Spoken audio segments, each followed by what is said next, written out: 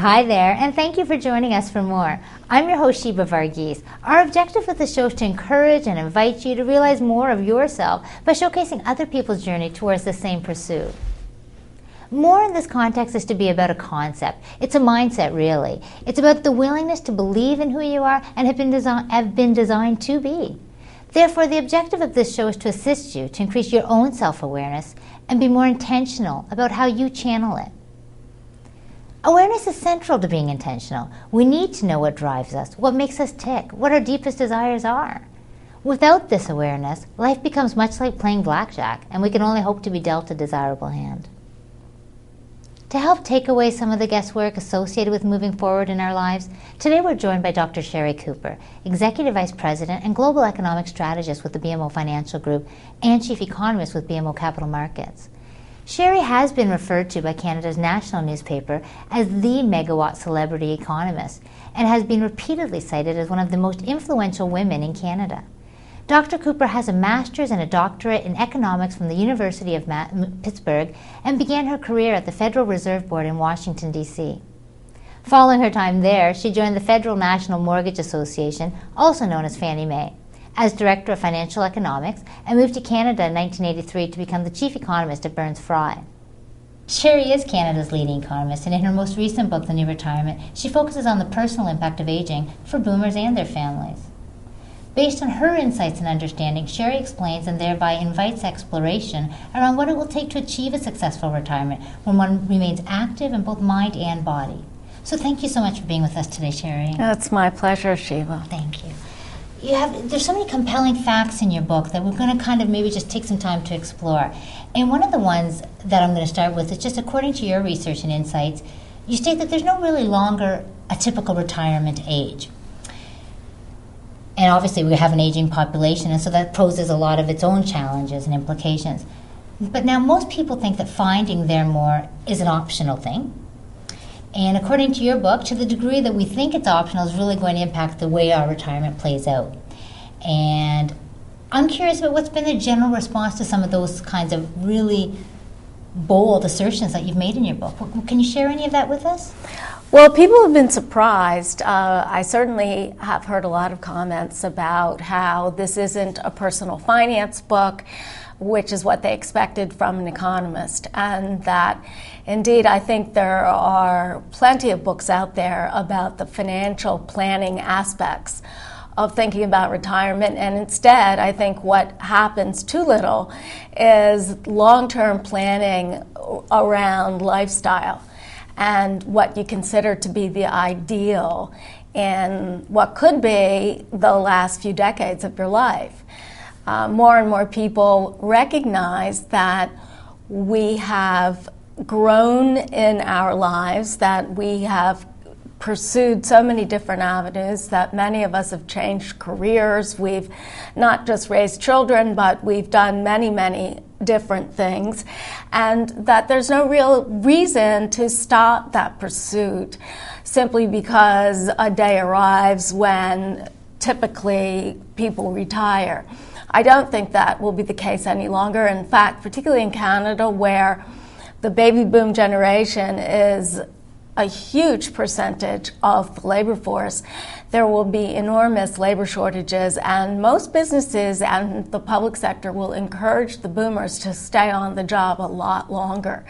And given longevity and given how healthy the average boomer is today, there's no reason why they shouldn't keep working. It also makes the financial part of retirement a lot easier.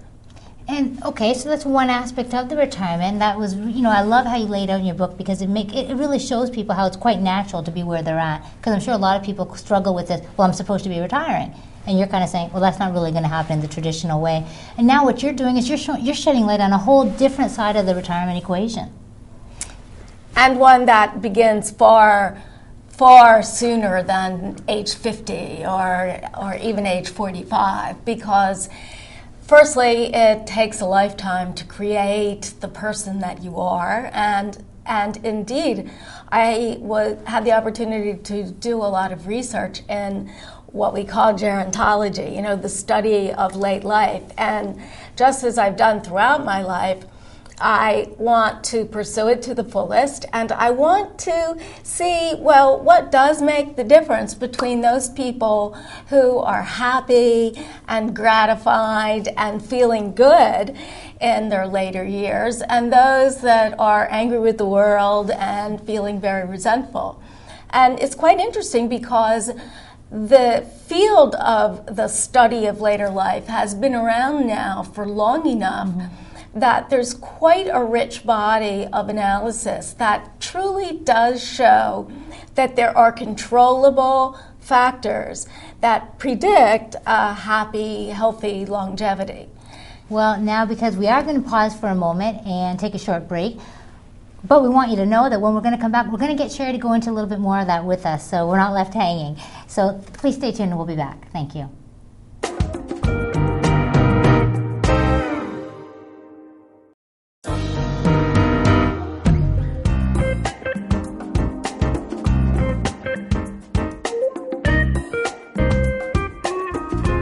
Welcome back, and thanks for your interest in what Dr. Sherry Cooper, Canada's leading economist, has to say. Sherry, you were talking about some of the controllables. So say more about that in terms of, we know what's coming down, but yet this seems to always be like a deer in headlights for so many people. That's right. Well, this won't surprise you, but some of the factors that are very predictive of healthy, happy aging are things like by the age of 50, that you have a committed relationship. Now, so I guess what that means is you can make mistakes in your 20s and 30s. But up until 49, no more, guys. Right, exactly. Like a committed relationship that indeed is reflective of the fact that you understand intimacy, that you have a broader range of experience than just what happens within yourself. So now we're going to stop the dogma for 1 second. Tell me about you. What do you think about that? I mean, you're such an intelligent, well-rounded international woman that I think very highly of. So come on, share with us. What do you really take on that? Well, I think what it is, it is so powerful to have a partner, be it an official marriage or a deep friendship, that people need to share and that people need to have good friends, not that many good friends, but certainly good friends, so that when times are tough, you do have a sounding board, because times will be tough. By the same token, it's also necessary that you feel a sense of self-efficacy, that you don't have to rely on someone else, that you are independent in mind and spirit. Because unfortunately, even the most committed relationships sometimes end, and be it because of a death or other reasons, it's tragic when one of the partners feels that they just can't cope, they just cannot go on. Another one that is pretty obvious is no substance abuse. Well, the part of that I find interesting is that it's not just drugs or alcohol or even cigarettes, but also abuse of food. Obesity is an enormous problem in our society, and it's getting to be a bigger and bigger problem among young people. But what is very clear is that an active lifestyle and the ability to enjoy food without overdoing it does have strong predictive value, because obesity kills. No, and so I'm hearing, just again going back to your book, how so much of what you're saying does kind of refer to the wellness boom that you referred to. Now we hear lots about the baby booms or the those kinds of movements or groups of people. Can you say a little bit more about what you understand the wellness boom to be about? Okay, there's the substance side of things, there's the need for community and relationship. What is a wellness boom really, as you refer to it? Well, it's all of that, but it's also taking responsibility for your own health and health in the broadest sense, mental health as well as physical health. That going through medicine as we've traditionally known it, it's more disease care than health care.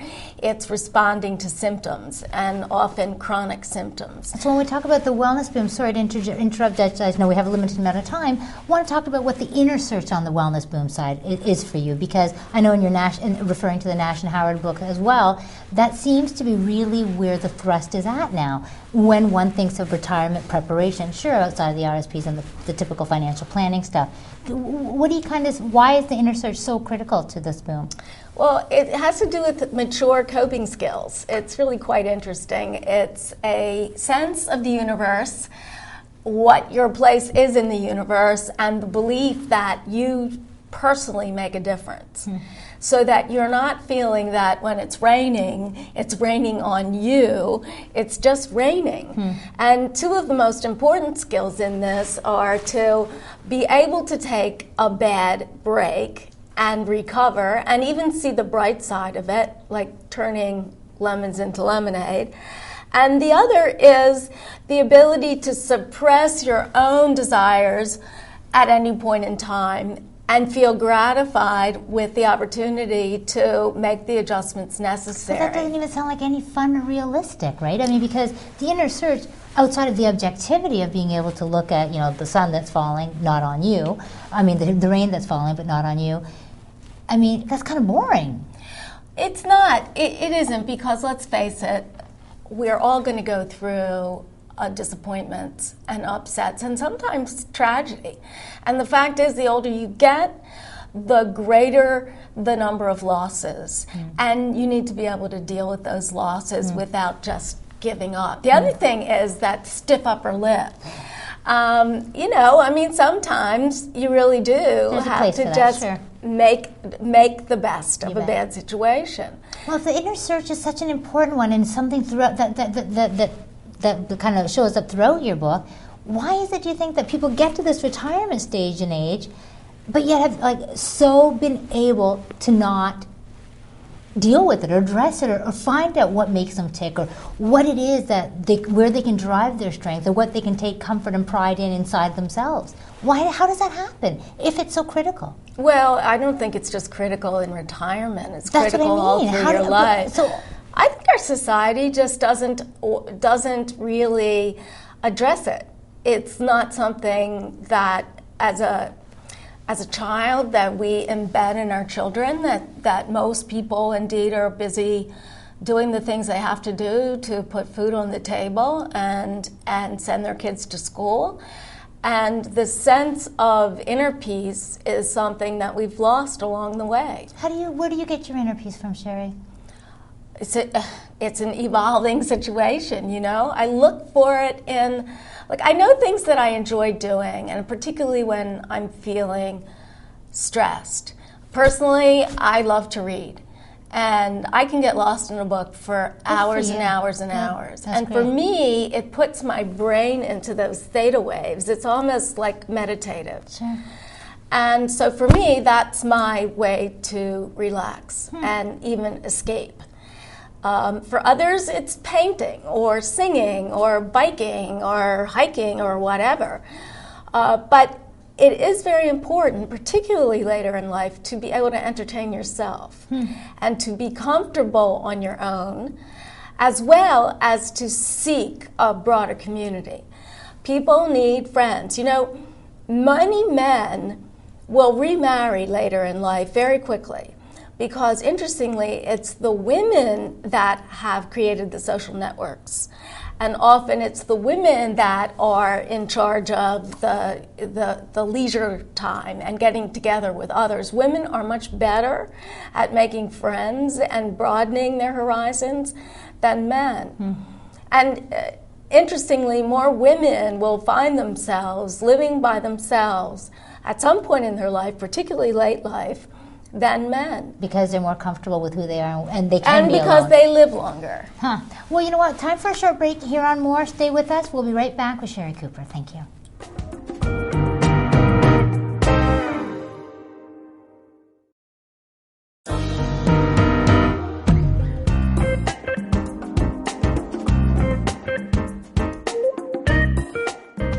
welcome back to More, and thanks for joining us. I'm Sheba Varghese, and with me today is Dr. Sherry Cooper, Canada's leading economist.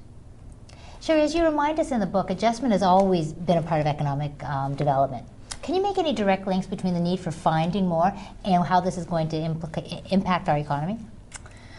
Well, things are changing so rapidly. Look at the world, and the financial markets are very volatile because of the change and the uncertainty. And it is very important that people learn to adapt. It goes right back to Darwinism. It wasn't the species that was the biggest or the smartest that continued successfully, but the species that were the most adaptable. You know, Peter Newman said that in his interview as well. He said, you know, people often think survival of the fittest. Well, it's survival of the most adaptable. And so that's an excellent point. So you're saying that with this new thrust kind of, as the economy changes and people have to adapt, where are you saying the adaptation has to come? Well, it will affect all of us in every way, whether it's going through a passage in one's life, or your business has just gone under and you find yourself out on the street needing to create new skills, or even just adapting to the fact that you're no longer 30 years old and that you must move on. I mean, certainly in my career, I have, it seems over a flash of time, gone from being the kid economist who's just come out of school to being someone that my employees relate to their parents. So it is a challenge. It's a challenge to keep up with the change in the world. It's a challenge to be current. And the world is a big, complex place, and we all are learning more and more and more. And it's a 24/7 world, and to still be able to withdraw and enrich your own senses, to feel a sense of peace in this very rapidly changing environment is very important. So let's go with that a little bit. When you say the sense of peace, how are you, okay, so you talked about the reading, but that reading's at that moment in time. Where does peace kind of on a 24/7 basis, how do you tend to find that for yourself? Well, again, I think that I find personally that I have to, in essence, charge my batteries. I can't keep running and running and running. And I can't keep talking to people about the economy because I have to be able to think about it, study it, look at what's happening. So it sounds like the permission piece to kind of say no or yes, and kind of, well, that's great. And do you find that that's getting easier for you to do? Or are you kind of saying, you know what, I've been there, done that? No, definitely easier, much easier, because after a while you kind of begin to realize that you don't need to prove yourself to anybody anymore. And that takes a good deal of effort to give yourself the permission to not be proving anything anymore. And to do what you do for the sheer love of it, as opposed to because you're trying to get an A, or you're trying to get a raise, or you're trying to make more money. That, I think, is one of the gifts of aging. And I do believe that it is the best time of life. I remember reading that in your book, and it's so exciting because you're not afraid of anything. And so, you know, you talked about being the young economist, kind of coming out and starting fresh and all that stuff. And it must be so different for you now, being, you know, the leading economist in Canada, being in the role that you're in within the bank and the institution.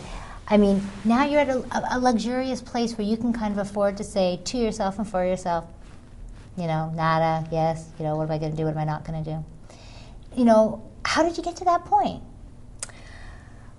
Well, let me say, for one thing, is that it is a what have you done for me lately kind of world, and particularly now in banks, where banks are in big trouble. They've lost a lot of money and they're cutting back. So I'm not just sitting on my laurels, because I know that it would be really easy for the bank to say, oh, we don't need her anymore, she's too expensive, let's get someone in who could do the job, and that's just fine. So it is hard work, and it will always be hard work. But having said that, I do feel a sense of being proud of myself. Yeah, you've done so much. You have so much to be proud of, especially as a woman. You know, it's wonderful to see a woman like you who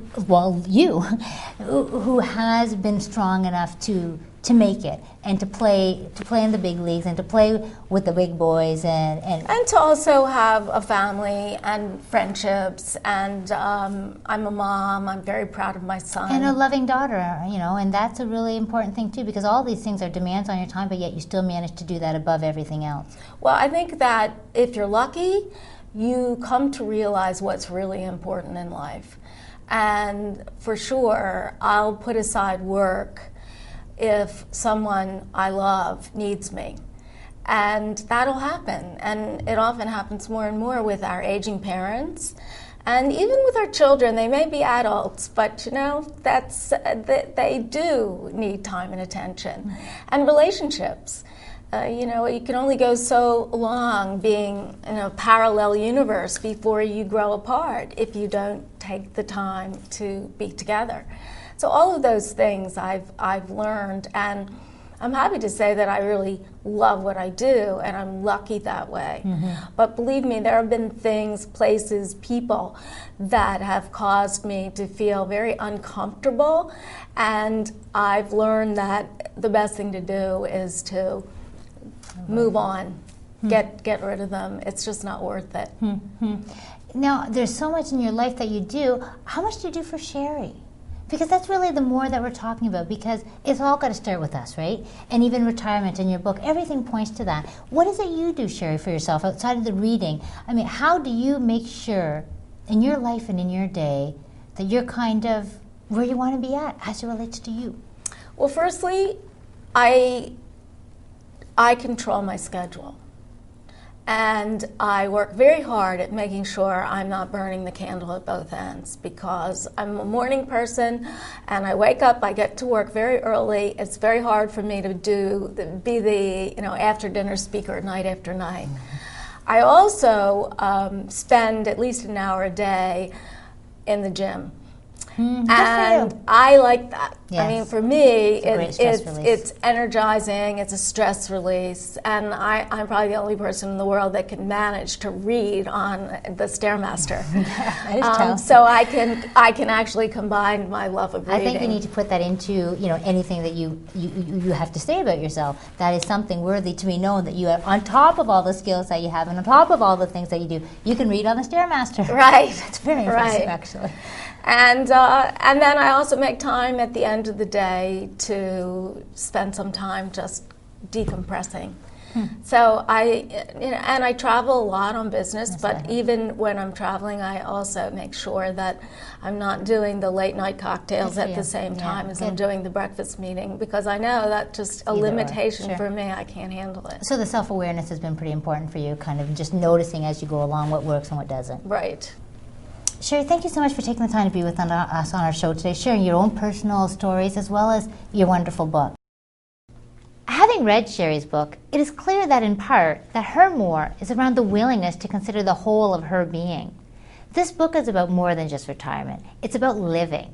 Sherry's courage in going off the beaten path is in itself integrous, as she clearly sought to widen her sphere of influence, and that's powerful. If more people were to consider living and not just life, I'm convinced that our focus and outcomes would be different. Maybe not radically, because some of us are hardwired to always push our limits. Retirement seems to have become a redundant concept in a lot of ways because we never stop being. The same questions that Sherry proposes we ask in retirement are the questions we all need to be asking at any stage of our lives. Waiting till retirement to answer these important questions really lowers our chances of having a peaceful and contented release. It is so simple, this pursuit, if you just trust and know that all you need in order to realize your more in life, whether that be in business, in finances, in love, or retirement, is self-awareness. Of course, there is more to it than that, and there are no promises of a safe or easy path. Because we are just like ships. We're safest in our harbors, but we're designed for so much more. So join the wellness boom, buy Sherry's book, The New Retirement, and begin your own inner journey. And live according to the standards that are most real for you. So what do you think? Anything you want to challenge or anything you disagree with? Are there any stories you want to share of your own victories and battles? We exist in community, so let's use it to help each other grow. How else can we collectively learn more? How else do we grow? And remember, the blog is there for you too, so use it, and don't be worried about being added to any mailing list. We don't operate that way. Please join us again next week, because we will be speaking with Dr. Kelly Leach, Chair and Chief of Pediatric Surgery at the Children's Hospital of Western Ontario. Again, thank you for joining us each week. It is for you and because of you that the show exists. And finally, remember, in all that you do, do it for truth. Take care, and thanks again.